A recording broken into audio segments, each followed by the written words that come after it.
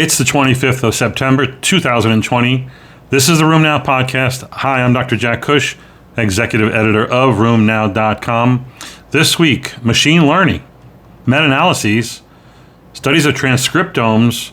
Well, gee, you just might as well turn the whole damn thing off and do something more enjoyable, but I'll try to make it enjoyable. Actually, I have a lot of interesting news this week. Maybe the best is that next year, rooms are going to get paid more. What?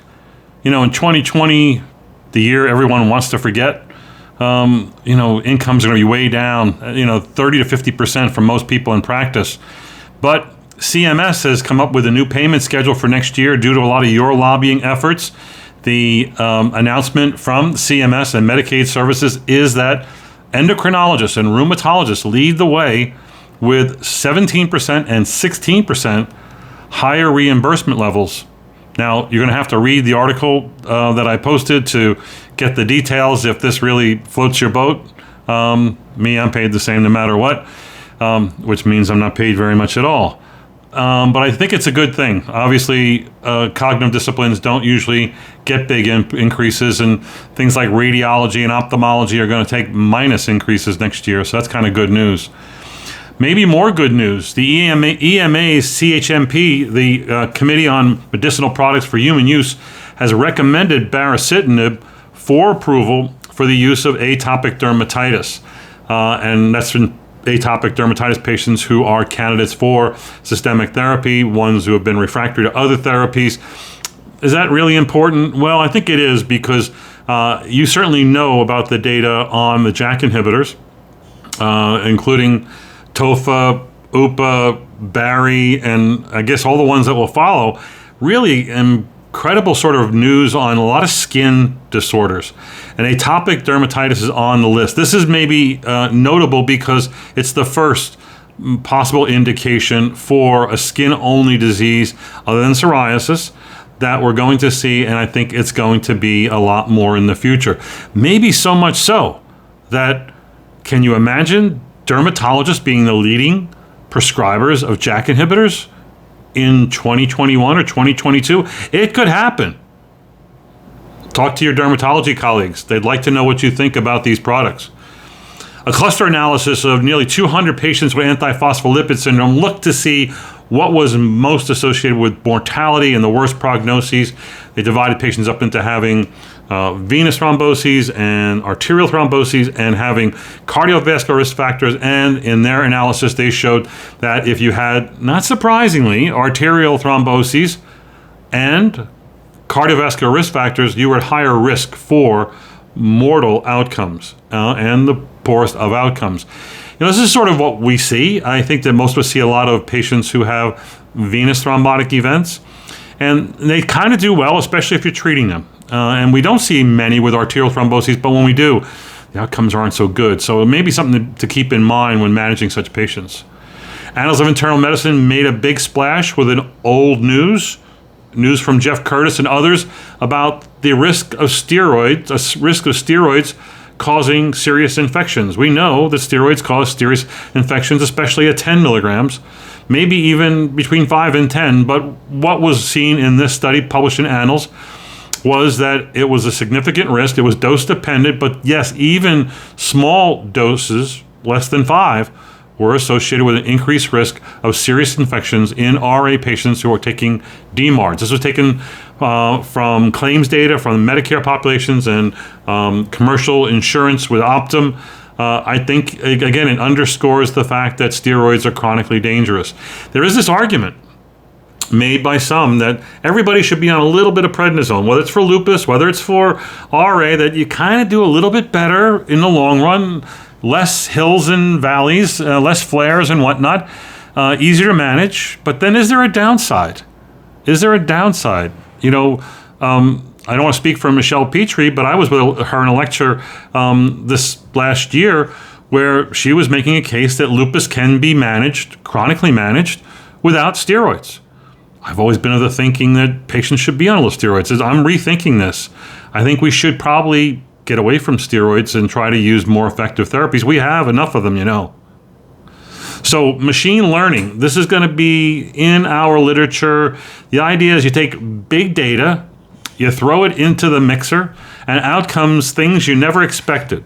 Now, when it tells us stuff that we don't really care about, then machine learning and big data and artificial intelligence are not serving us well. But when that can be used to help us make these sometimes equivocal decisions, I think that's important. Well, this first exercise comes from the Osteoarthritis Initiative, where they were actually doing MRIs of patients entering the study prior to having osteoarthritic changes. And then 3 years down the line, after doing several MRIs, they showed that the MRI could predict those who are going to progress and develop osteoarthritic changes in the knee, really based on cartilage texture mapping. And the algorithm that they developed with artificial intelligence had a test accuracy of 78% in predicting those who would develop OA progression in the next 3 years. And they're predicting it from the first MRI that they did. It's kind of interesting. The idea is with better tools, you make earlier diagnoses, you have earlier interventions, and you change the outcome. This is a good example where machine learning could be helpful in developing better treatment protocols. Relapsing polychondritis. You know, I've seen a bunch over my career. Most of them don't have relapsing polychondritis. Let me start by saying, if you're diagnosing relapsing polychondritis, please look up the criteria. Make sure that you meet the criteria. It's not someone with a red ear and fibromyalgia. I mean, these are serious patients with serious consequences. In this particular study of 229 patients with relapsing polychondritis, they looked to see what kind of onset might predict what kind of outcome. Well, the poor prognosis patients were those who didn't have an ear or auricular only onset, but were those who had a respiratory, stridor, tracheal issues, onset, or those with systemic sort of onsets, CNS, eye, even musculoskeletal. That the combination of respiratory with miscellaneous onsets were the ones who had the poorest prognosis. Rituximab, good drug being used for a lot of different things. There is this phenomenon of late onset neutropenia.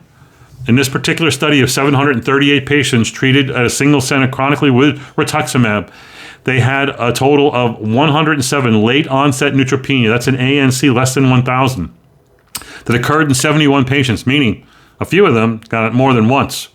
That's an overall risk of 6.6%. The incidence was 7.2 per 100 patient years. That's important enough to take note of if you're using rituximab, and you should be following neutrophil counts, the ANCs. It was higher in lupus patients. It was higher in patients who had also previously received Cytoxan or receiving Cytoxan contemporaneously. 40% had symptoms, but actually 60% did not, of the consequences of neutropenia. You know, other studies have been published in this area showing that while it happens, the clinical consequences don't seem to be that great. In this particular study, 31% of patients had fever. Sepsis was seen in 8.5% of patients who had late onset neutropenia, and that they re-challenged the patient after their neutrophils came back up. They gave them again rituximab. That's a special kind of stupid. And 21% had, again, late onset neutropenia again. Kind of the way Forrest Gump would say it, again. So, again, did I say again 3 times in one sentence? You need to look for this. I think it is an important issue if you're using rituximab. The European Association for the Study of Diabetes, they had their recent meeting this week. It was a virtual meeting, a particular presentation of interest to rheumatologists. Their study of 1.6 million participants found that rheumatoid arthritis, the diagnosis of rheumatoid arthritis, was associated with 23% higher risk of developing type 2 diabetes. We know about HLA-DR4 and the onset of type 1 diabetes, and that HLA-DR4 or the H-shared haplotype also with the risk of RA, but a 23% chance of developing diabetes. It doesn't say how or why it happened, but it is important. You know, comorbidity is what kills our patients. We know about comorbidity. We talk to our patients about it.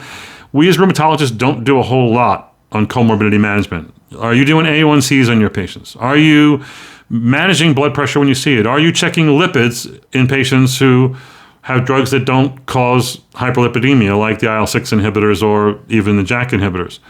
So the idea is you do need to be involved in chronic disease management and looking for comorbidities. And I think maybe it should be part of the protocol when managing RA to do an A1C once a year. Ustekinumab, I got a few interesting reports now about psoriasis.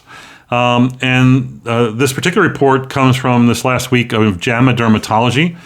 A meta-analysis, meta-analyses, it's what you do when you got nothing else to do a meta-analysis. Original head-to-head trials, double-blind, placebo-controlled trials, hard to do.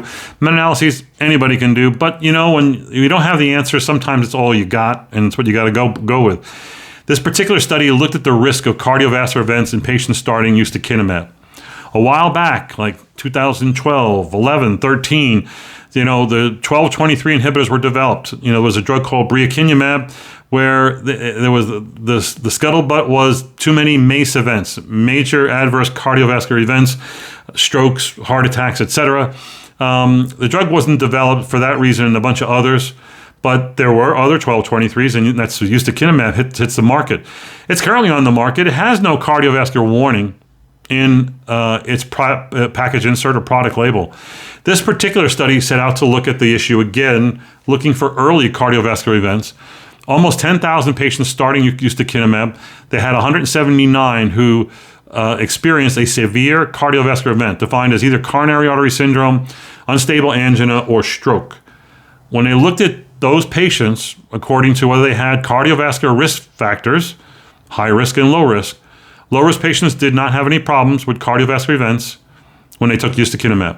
But those who were high risk and got ustekinumab had a 4-fold higher risk of a cardiovascular event. Now, this is not the same definition of MACE as was used in those earlier studies, but it is noteworthy and makes me wonder whether or not there should be a warning or should be further study on this issue.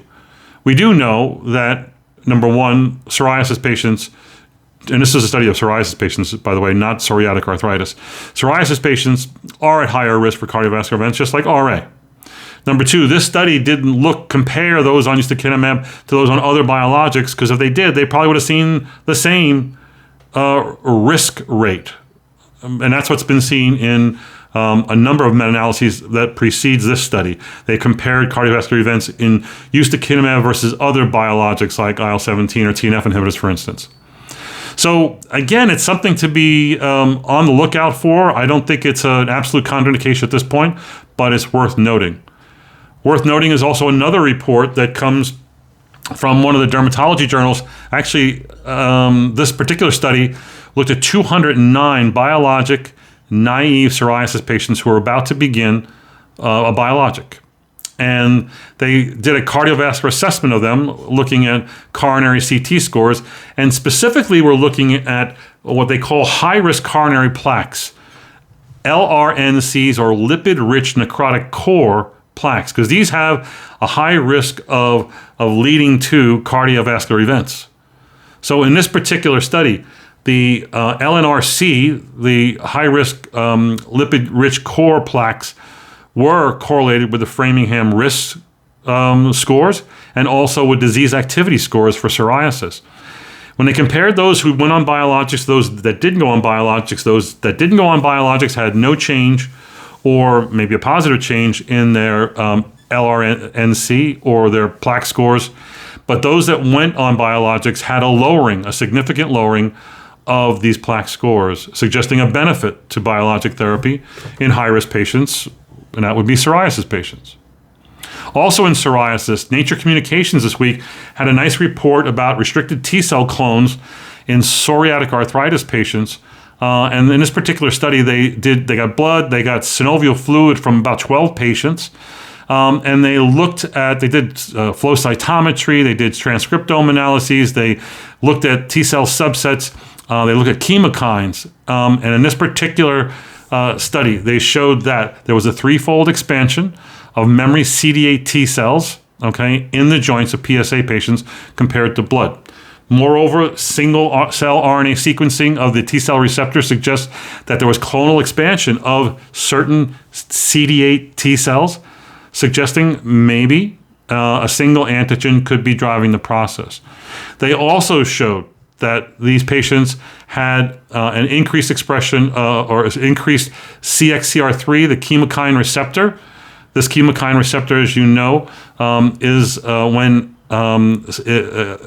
signaling through CXCR3, you develop chemoattraction for memory T cells. So the finding of this chemokine and its ligands suggests that that chemokine is drawing in these specific T cell clones, and that may be involved in those patients who develop psoriatic arthritis, and we know that occurs in 1/3 of all psoriasis patients. I think it's novel research. It could lend further evidence as to really a better understanding of the pathogenesis and maybe even the approach to therapy. So I'm going to end with 2 reports on COVID. First, a report from MMWR that appeared this week that young adults are taking over as to who's most affected with COVID. As you know, early on, this was a disease of the elderly, and those were the ones who were getting it. Those are the ones who were dying from it. However, in the time period from June to August, there was a shift, not from the elderly, but now to young adults aged 20 to 29, making up the single largest group of those affected with this virus. That includes those who test positive by nasal PCR, ER diagnoses of COVID, and those who are diagnosed and hospitalized with COVID-19. So again, 20% of all confirmed cases were in that young adult group. Wait, this is the group that we're sending back to college. This is the group we're making play college football in front of large crowds. This is the group that we're saying, hey, no big deal. Go ahead and have a party, and don't have a COVID party. That's crazy. But moreover, what they are showing was that where they showed these spikes and these increases where there were regional outbreaks of COVID-19, that the increase in rate seen in this 20 to 39-year-old age group, 20 to 29-year-old age group, preceded a spike in the over 60 age group by 8.7 days, suggesting that these young adults are not just getting the disease, but they're also spreading the disease. Again, this speaks very strongly to vigilance in wearing masks, social distancing, washing your hands. The COVID epidemic will continue on for at least another 6 months.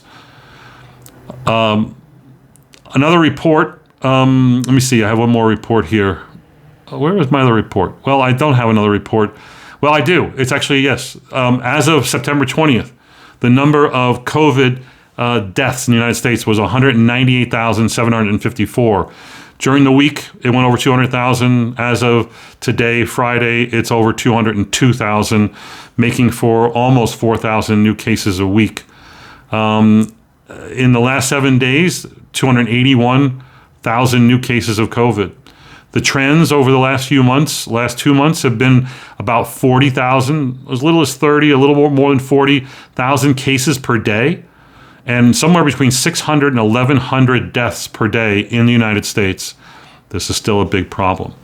There is one more report. Dinesh Khanna and colleagues reported, we have it in today's RheumNow, RheumNow. This is a new monoclonal antibody that targets IL-4 and IL-13.